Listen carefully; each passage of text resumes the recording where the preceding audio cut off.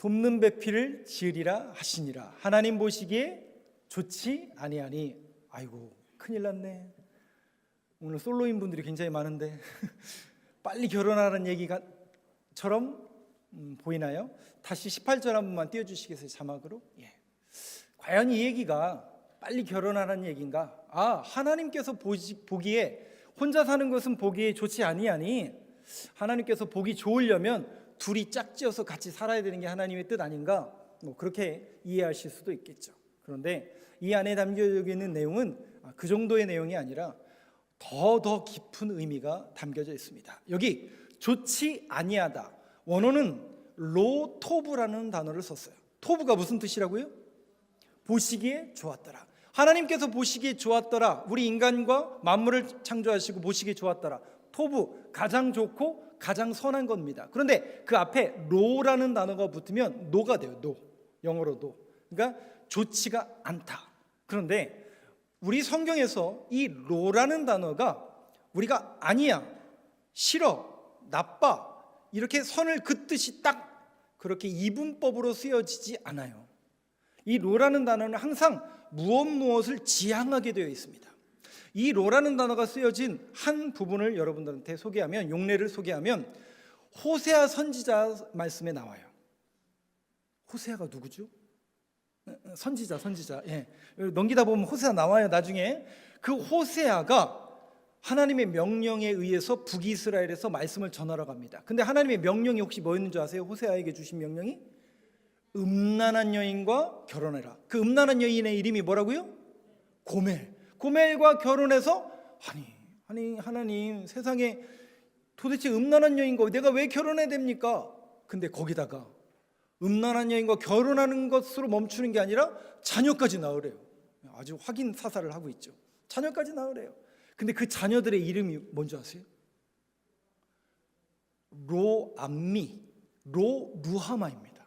근데 이 로암미라는 게 무슨 뜻이냐면 나의 백성이 아니다라는 뜻이고, 로루하마는 내가 은혜를 베풀지 않겠다, 내가 긍휼을 베풀지 않겠다라는 뜻이에요. 여기 앞에도 로암미, 로루하마, 로라는 단어가 들어가요. 근데 호세아서 2장 1절에 보면 너희를 더 이상 로암미라 로루하마라 부르지 않겠다, 암미와 루하마로 불러라. 즉 로라는 단어가 아니다, 나의 백성이 아니다, 내가 은혜를 베풀지 않겠다. 근데 하나님은 거기에서 멈추는 게 아니라 뭘 지향하시냐면 항상 선하고 좋은 것, 그러니까 미완성적인 것에서 완성을 향해 가십니다. 그러니까 이 로라는 단어는 완성을 향해 간다라는 거죠. 암미와 루하마, 나의 백성 내가 은혜를 베풀겠다. 항상 하나님은 암미와 로암미, 항상 그런 의미로 완성을 향해 간다. 그러니까 좋지 않다라는 것은 단순히 보기에 안 좋아 이 얘기가 아니라 이 단어 속에 담겨진 의미가 뭐라고요? 하나님은 이 보기 안 좋은 이 영혼들과 그들을 어떻게 해요? 좋은 곳으로 끌고 가신다라는 하나님의 주도와 계획이 이 안에 담겨져 있다는 거죠. 즉 하나님의 계획과 목적이 아직 이루어지지 않았다, 이렇게 해석하는 게 옳은 해석입니다. 그러니까 다시 해석해 보면 여호와 하나님이 이르시되 아담 혼자 살고 있었잖아요.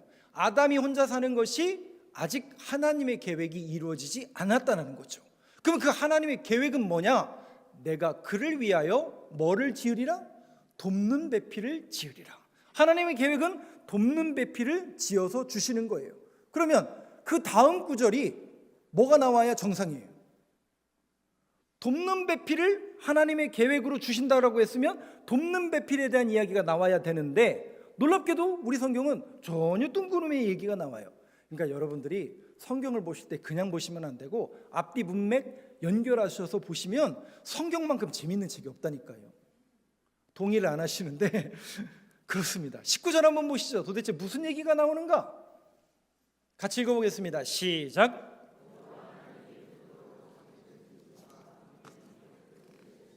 아담이 무엇이라고 부르나 보시려고 그것들을 그에게로 이끌어 가시니 아담이 각 생물을 부르는 것이 곧 그 이름이 되었더라. 보세요. 돕는 배필에 대한 이야기가 나와요. 뜬금없이 이름 짓는 얘기가 나와요. 뜬금없이 이름 짓는 얘기가 나오잖아요. 그럼 이게 도대체 무슨 의미인가? 자, 해석해 드릴게요. 여호와 하나님이 흙으로 동물들을 만들어요. 들짐승과 공중의 각종 새. 그런데 우리 창세기에서 앞에 보면 사람을 뭘로 만드시죠? 재료가 뭐였죠? 그러니까 재료는 인간이나 동물들하고 똑같아요. 근데 그 동물들과 우리가 다른 게 뭡니까? 어떤 분들은 그런 얘기 하더라고요. 말할 줄 안다. 여러분, 동물도 식물도 말은 할 수 있지 않나요? 근데 다른 게 있죠. 뭐가 달라요? 뭐가 달라요? 그러니까 우리 생각 말고 성경에, 그렇죠? 하나님이 생명을 코에 불어넣어 주신 거는 동물을 붙잡고 그렇게 하시던가요? 사람만 그렇게 하시죠. 그 하나님의 성령을 불어넣어 주시니까 마음이, 영혼이 우리 안에 창조가 된 겁니다. 그러니까 그 영혼은 하나님의 생명으로 창조가 된 거예요. 이게 동물들과 다른 겁니다. 그래서 그 동물들을 어떻게 하냐, 하나님이 아담에게 데려가시는 거예요. 그 아담에게 데려가셔서 뭐 하나 봤더니 아담이 뭐예요? 그들의 이름을 하나씩 지어주는 거예요. 너는 곰, 너는 호랑이, 너는 그거. 근데 그 이름을 붙여준다라는 이 의미는 어떤 의미냐면 그 동물의, 그 식물의 속성과 가치를 깨트려 봤다는 거예요. 아, 너는 이런 의미가 있고 너는 이런 가치가 있구나라는 것을 이름을 통해서 지어주고 깨트려 준 겁니다. 그럼 이 얘기가 돕는 배필 얘기하다 말고 왜 이 얘기가 나오는지 조금 더 이어서 한번 볼게요. 20절 한번 보여주시죠. 같이 한번 읽어보겠습니다. 시작. 아담이 그 모든 가축과 공중의 새와 들의 모든 짐승에게 이름을 주니라. 아담이 돕는 배필이 없으므로. 그 동물들과 식물들을 하나님께서 만들어서 아담에게 갖다 줬더니 아담이 뭐 했다고요? 그들의 속성과 가치를 꿰뚫어 봐서 이름을 붙여줬어요. 이름을 붙여주는데 아담이 뭘 깨닫게 됐다고요? 이 동물과 식물들 중에는 뭐가 없다고요? 하나님이 명령하신 돕는 배필이 없구나. 이게 하나님의 창조의 뜻입니다. 이 동물과 식물 중에는 뭐가 없다고요? 돕는 배필이 없구나. 그 사실을 깨닫게 되고 자각합니다. 특별히 이 깨닫고 자각했다라는 이 내용 속에서 크게 아담은 두 가지를 깨닫게 됩니다. 무슨 얘기냐면 이 동물과 식물들을 하나님께서 가까우니까 이름을 붙여주면서 아담이 뭘 깨닫냐면 이 중에는 하나님이 명령하신 돕는 배필이 없구나. 그 다음에는 하나님이 명령하신 돕는 배필이 있어야 되잖아요. 있어야 되잖아요. 이게 하나님의 계획이라면, 그러면 그 돕는 배필을 하나님께서 만들어 주시겠다라는 그 소망이 생겨야 돼요? 안 생겨야 돼요? 이건 하나님의 계획이라면 반드시 그 소망을 이루게 하신다는 거죠. 아, 하나님께서 나에게도 짝을 주시겠구나. 나에게 돕는 배필을 주시겠다라는 그 소망을 이 아담이 가진 겁니다. 여러분, 제가 이 말씀을 준비하면서 저 스스로도 이 내용과 이 말씀을 정리하면서 혼자 웃었어요. 아니, 하나님은 창세기 1장 1절이 뭐였죠? 태초에 하나님이? 아니, 하나님은 천지 만물을 만들고 인간도 만드는 분인데 여자 하나 못 만드셔서 이렇게 질질 끄실까? 아니, 그 돕는 배필 주신다고 했으면 그냥 바로바로 주면 얼마나 좋아요, 그죠? 아니, 여러분 생각해 보세요. 하나님 앞에 나와서 기도하면은 바로바로 응답되면 얼마나 좋아요. 동의를 안 하시네요? 저는 막 속이 터져요. 기도하면 바로바로 벌떡벌떡 일어나고 그래야 될 것만 같잖아요. 근데 여기 보니까 하나님은 그렇게 안 하세요. 다시요, 여러분들이 성경을 한번 잘 읽어보세요. 아니, 목사님, 그럼 홍해는 어떻게 설명하실 건데요? 여러분, 그거는 이머전시, 긴급 상황이었잖아요. 그건 긴급 상황이었잖아요. 성경에 보면요, 그런 기적과 기사가 어느 때 많이 일어나냐면 대부분 비상 상황이에요. 비상 상황. 그런데 놀랍게도 하나님은 우리가 원하고 우리가 바라는 대로, 죄송하지만 안 하세요. 제가 원하고 여러분들이 원하는 대로 안 하신다니까요. 그게 하나님의 뜻과 계획이 아니라니까요. 그럼 하나님의 뜻과 계획은 뭐냐? 기다리세요. 그리고 깨달을 때까지, 여러분들이 여러분 스스로 자각하고 깨달을 때까지 하나님은 기다리신다니까요. 아담에게 하와 딱 만들어서 바로 주시는 게 아니에요. 그 동물들 갖다 놓고 뭐 하나 하나님께서 구경하시는 거예요. 그랬더니 아담이 뭘 깨닫는다고요? 아하, 이 중에는 돕는 배필이 없구나. 이 돕는 배필을 하나님께서 주신다고 말씀하셨으니 하나님께서 언젠간 주시겠지라는 소망을 갖게 하는, 그 믿음의 고백을 갖게 하는 그 자각과 깨달음이 아담에게 일어나는 거예요. 왜 그렇게 하냐면 저와 여러분들을 사랑하셔서 그러는 거예요. 아니 목사님, 나를 사랑하신다면 내가 아플 때마다 고쳐주고 내가 기도할 때마다 즉각 응답하시는 게 사랑하는 거 아닙니까? 근데 여러분, 하나님은 우리를 창조하실 때 죄송하지만 로봇으로 만들지 않았어요. 이거 해, 안 하면 죽어. 성경에 그렇게 말하지 않는다니까요. 로봇으로 만들지 않아요. 저와 여러분들을 로봇으로 만들지 않고요, 저와 여러분들에게 자유의지를 심어주셨어요. 그래서 여러분들에게 선택하게 하시는 거예요. 네가 어떤 길을 선택할 것인지, 이런 어려운 상황 속에서도 믿음의 길을 선택할 것인지 세상의 길을 선택할 것인지 우리는 그 선택의 기로에 늘 놓일 수밖에 없다고요. 그렇지만 저는 여러분들이 정말 믿음의 길을 선택하길 간절히 소망합니다. 그 자유의지를 주셨다고요. 그걸 깨닫게 하시는 자각의 은혜를 주신 거라고요. 왜 그렇게 하냐면 우리를 인격적으로 대우해 주시는 거예요. 종이고 하수인이고 하대하는 게 아니라 저와 여러분들을 하나님의 급으로 인격적으로 대우해 주신다라는 그 고백이 바로 하나님께서 깨닫게 하시고 자각하게 하시고 그리하여 올바른 선택을 할 수 있도록 저희들을 인도하시는 하나님의 부르심과 선택이라는 것을 여러분들이 정확히 아셔야 됩니다. 우리가 믿음이 없을 때는 몰랐죠. 못했죠. 그런데 교회 다니고 예배를 드리고 찬양을 하고 믿음이 성장하면 성장할수록 선택이 어느 쪽으로 더 가까워요? 옛날엔 못했잖아요. 세상이 선택을 더 많이 했지만 믿음이 자라고 성장하다 보니까 믿음의 길을 자꾸 선택할 수 있는 용기와 믿음이 있기 때문에 우리는 그 자리로 자라가고 있는 겁니다. 완성이 아니죠. 완성의 자리로 지금 저와 여러분들은 성화되어 가고 있다라는 것이죠. 자, 이 내용이 돕는 배필이라는 이 내용이 어디까지 나가는지 조금 더 보겠습니다. 21절 한번 보여주시죠. 한번 같이 읽어보겠습니다. 시작. 여호와 하나님이 아담을 깊이 잠들게 하시니 잠들매 그가 그 갈빗대 하나를 취하고 살로 대신 채우시고. 하나님께서 그냥 짠 하고 만들어 주시는 게 아니라 하나의 방법을 통해서 하와를 만드십니다. 어떤 방법이냐 봤더니 아담을 잠들게 하셨다. 우리 성경에서 잠들다라는 요 쉬나라는 단어는 신약 성경에 보면 예수님이 이렇게 표현하시죠. 나사로가 죽었어요, 살았어요?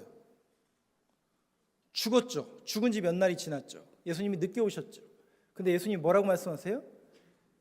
그렇죠. 죽은 게 아니라 나사로는 잔다. 나사로야 일어나 걸어와라. 나사로가 살아났잖아요. 즉 죽음이라는 단어는 여기서 잠들게 했다라는 것은 죽음입니다. 그러니까 죽게 한 거예요. 누구를? 아담을. 그런데 그 아담이 잠들매 그가 갈빗대 하나를 취하고 살로 대신 채우고. 여기에서는 조금 이 맥락을 아셔야 되는데, 남자의 갈빗대 하나를 뽑아서 여자를 만들었구나, 맞는 얘기인데 그 의미가 담겨져 있는 의미를 여러분들이 아셔야 돼요. 히브리인들은 뼈, 갈빗뼈라는 단어를 쓰거든요. 여기서 이 뼈는 우리가 볼 때는 그냥 죽어있는 뼈처럼 보이지만 그 뼈 안에는 생명이 있다고 생각했어요. 그래서 뼈를 심으면 거기에서 생명이 자란다라고 생각했어요. 그 환상의 골짜기 기억나세요? 에스겔서 37장에 보면 마른 뼈, 그 마른이란 단어는 뭐냐면 원래 뼈 안에는 생명이 있는데 생명이 없는 상태를 마른 뼈로 묘사하고 있는 겁니다. 즉 갈비뼈, 아담의 갈비뼈, 그 생명을 취해서 생명을 만드시는 거예요. 그런데 하필이면 왜 갈비뼈냐? 그 의미가 있어요. 갈비라는 단어는 히브리 단어로 사이드, 옆이라는 뜻이에요. 즉 나와 똑같은 사람을 만들었다는 의미로 갈비뼈를 취해서 새로운 생명을 만드신 겁니다. 그러니까 남자인 아담을 통해서 여자인 하와를 만드시는데 나와 똑같은 사람을 만드신 거예요. 근데 문제는 뭐예요? 남자와 여자가 있는데 남자가 더 세요? 여자가 더 세요? 네? 누가 더 세요? 분명히 하나님은 창조하실 때 창조 원리는 동등한 창조됐어요. 근데 하나님이 남자들에게 뭘 줬냐면 힘을 주셨어요. 근데 그 남자들이 힘을 갖고 뭐 하는 줄 아세요? 여자를 찍어 누르더라고요. 인류 역사가 그 역사 아니에요? 힘으로 찍어 누르더라고요. 여러분, 창조의 원리는요, 동등하게 창조가 됐습니다. 어딜 감히 이런 거 없어요, 여러분. 동등하게 창조가 된 거예요. 남자들 큰일 났네요. 저는 참고로 페미니스트 아닙니다. 성경적인 원리가 그래요. 하나님이 우리에게 남자들에게 힘을 주신 것은 힘없는 그 여자들을, 힘없는 그 가정을 보호하고 지키라고 힘을 주신 건데, 그걸 자기의 권위와 권력을 위해서 쓰는 분들이 있다면 여러분 회개하시기 바랍니다. 엉뚱한데 그렇게 쓰시면 안 돼요. 여성을 보호하고 가정을 지키라고 우리에게 힘을 주신 겁니다. 그 힘을 남용하고 딴 데 쓰면 절대로 안 되겠죠.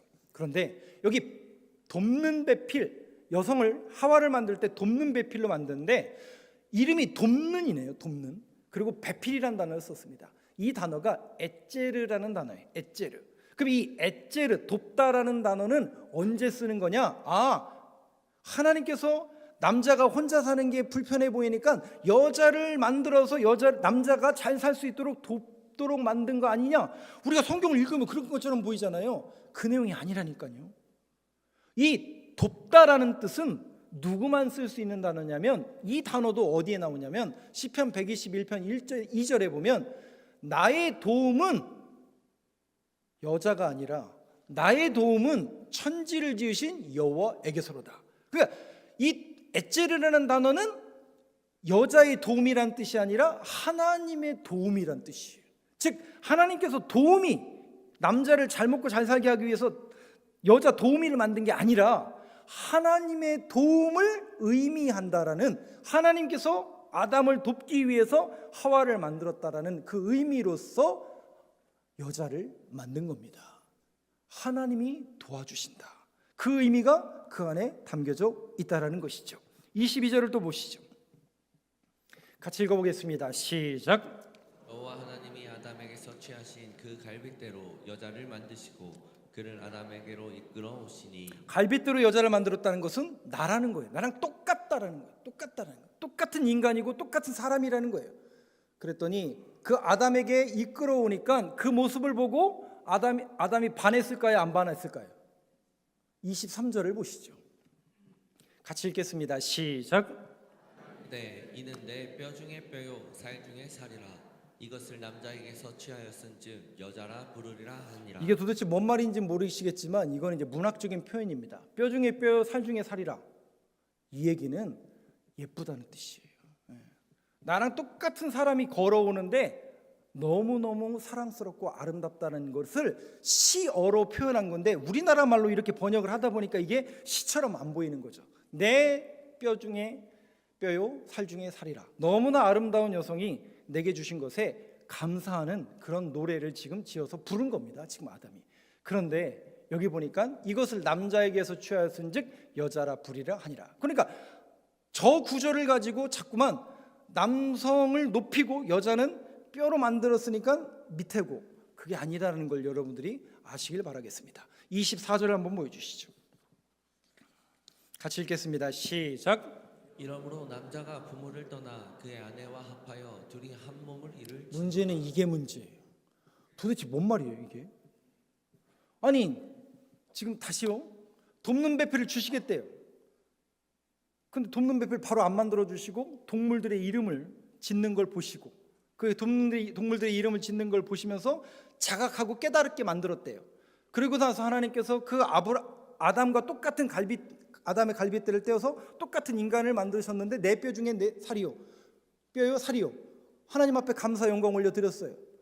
그럼 그 다음에 무슨 내용이 나와야 되냐면 둘이 이제 어떻게 살아야 되는지 그런 내용이 나와야 되는데 전혀 뜬금없는 내용이에요. 그럼 여러분, 이러므로 남자가 부모를 떠나, 그럼 하나님을 떠나라는 얘기예요? 그래서 에덴 동산에서 그들이 떠났구나, 그거예요? 이해가 안 되는 게 정상이어야 돼요. 여러분들이 이 성경을 읽을 때 이게 뭔 말이야? 이게 정상이어야 돼요. 남자가 부모를 떠난다고? 이게 도대체 뭔 얘기야?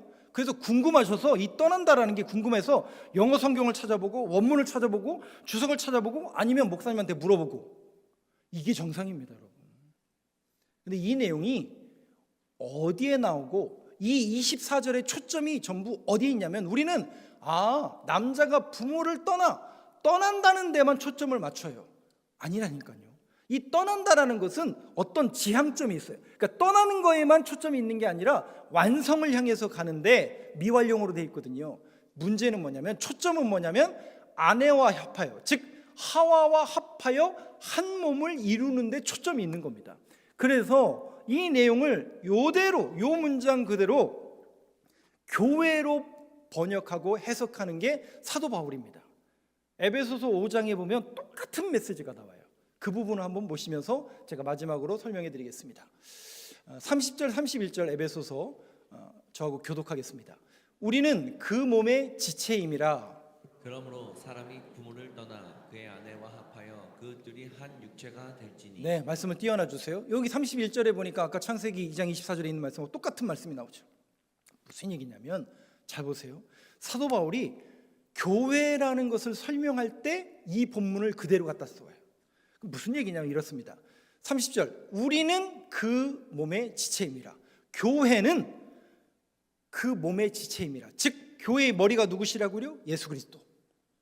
그분과 합하여 한 몸을 이룬 거예요. 예수 그리스도와 교회가 합하여 한 몸을 이뤘는데 머리, 주인은 예수 그리스도시라는 거죠. 그런데 그 얘기를 하다 말고, 교회를 얘기하다 말고 31절을 얘기해요. 부모를 떠나. 다시 말씀드리지만 떠난다는 데 초점이 있는 게 아니라 뭐에 있다고요? 한 몸을 이루는 데 초점이 있다고요. 근데 사도 바울은 이 부분을 어떻게 해석하냐면, 결혼을 하니까 부부 관계를 통해서 설명을 하는데 신랑이 있고 신부가 있겠죠. 그럼 신랑은 누구냐? 바로 예수 그리스도. 그리고 신부를 교회로 번역을 합니다. 해석을 합니다.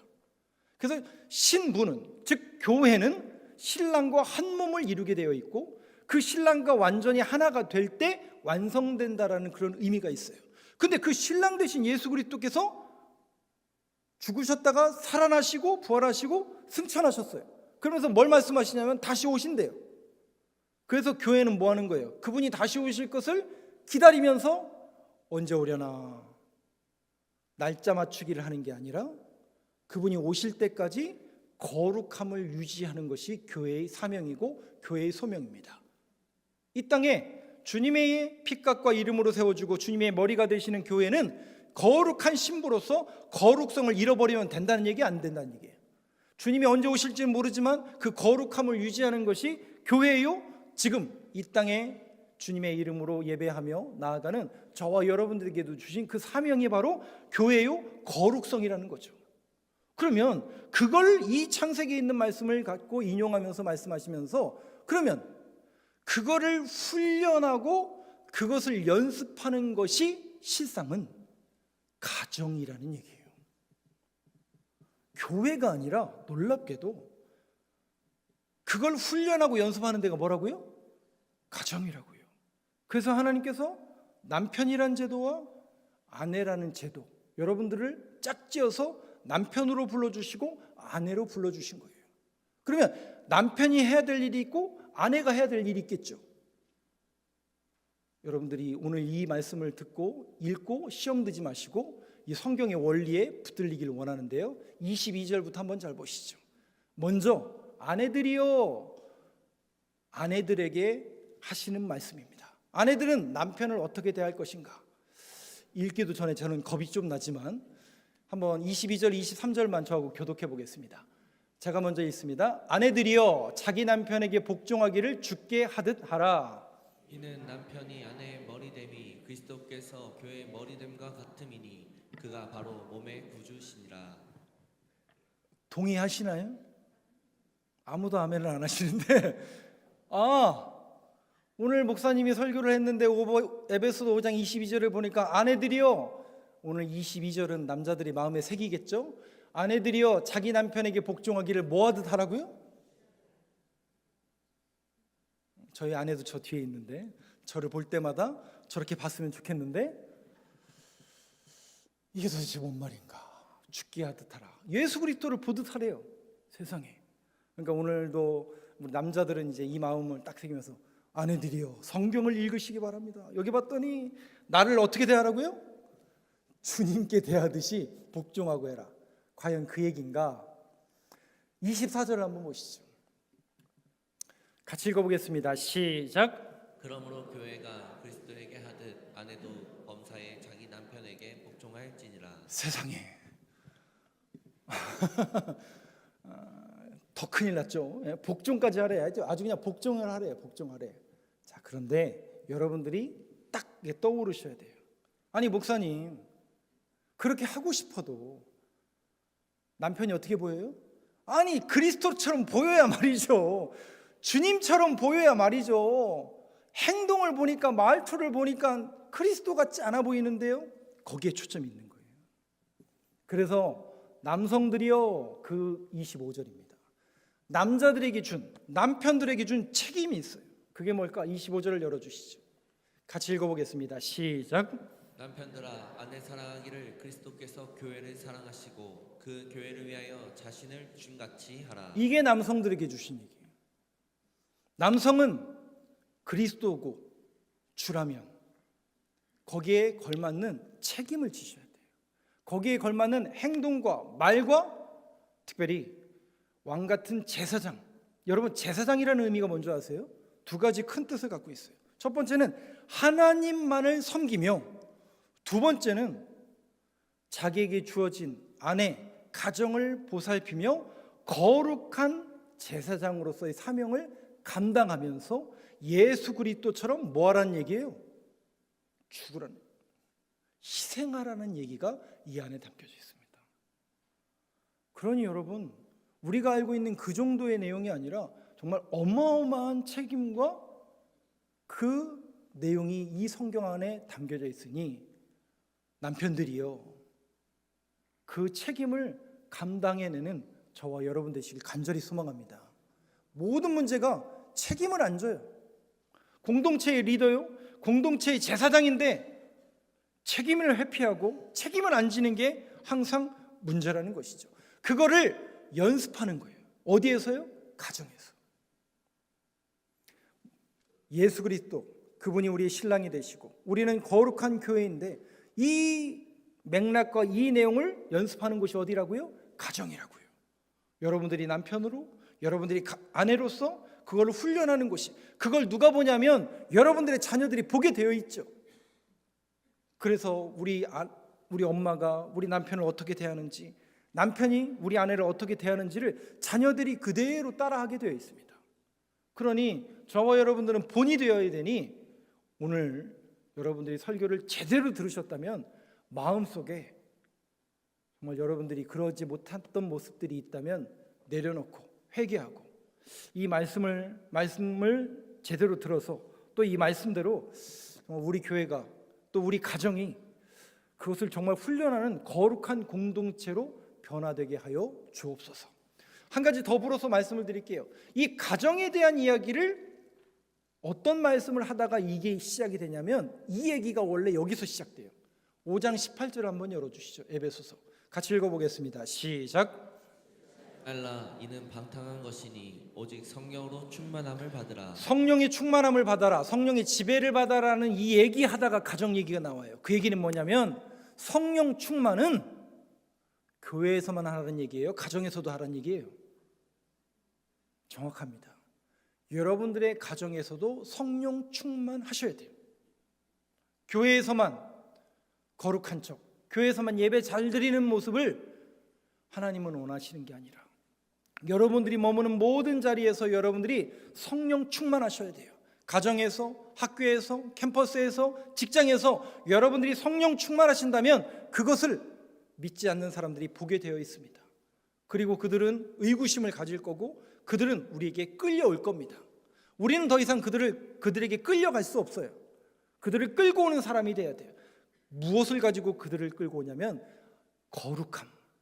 거룩함을 지켜내고 성령 충만함으로 여러분들이 삶의 모든 걸음걸음을 살아갈 때 세상은 우리에게 끌려오게 될 줄로 믿습니다.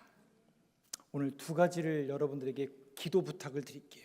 오늘 말씀을 여러분들이 제대로 들으셨다면 하나님, 우리 가정이 오늘 말씀처럼 남편은 남편으로서, 아내는 아내로서 어떤 마음가짐과 자세를 가지고 살아가야 됩니까? 그리고 정말 우리 가정과 우리 공동체가 성령 충만한 공동체요 가정이 되게 하여 주옵소서. 여러분들의 가정을 위해서 기도해 주시길 바라고요. 두 번째 이야기는 오늘 이 내용이 나와 있잖아요. 하나님께서 아담에게 동물들을 갖고 왔는데 아담이 동물들의 이름을 부르고 그 가치와 속성을 꿰뚫어 봤다고 했잖아요. 오늘도 여러분, 하나님께서 이유는 다 있어요. 어떤 이는 주일이어서 오신 분도 있고, 어떤 분은 일요일이어서 오신 분도 있고, 어떤 이는 지나가다가 교회 안으로 들어오신 분도 있고, 어떤 이는 엄마가 가라고 해서 오신 분도 있고, 이유는 다 있습니다만은 오늘도 저와 여러분들은 하나님이 이 자리로 불러주신 줄로 믿습니다. 그것만은 확실하거든요. 저와 여러분들을 불러주셔서 지금도 하나님은 마치 아담이 한 사람 한 사람의 이름을 부르는 것처럼 하나님은 지금도 저와 여러분들의 이름을 기억하시고 여러분들의 문제, 여러분들의 기도 제목, 여러분들의 근심, 염려 다 아실 줄 믿사오니 그 주님께 모든 건 내려놓고 내 이름 아시지 않습니까? 내 모든 행동 아시지 않습니까? 주님, 나를 용서하시고 오늘도 은혜를 베풀어 주옵소서. 오늘도 또 새롭게 시작된 이 한 주도 그 주님의 용기와 믿음을 듬뿍 얻고 돌아갈 수 있는 저와 여러분 되시길 간절히 소망합니다.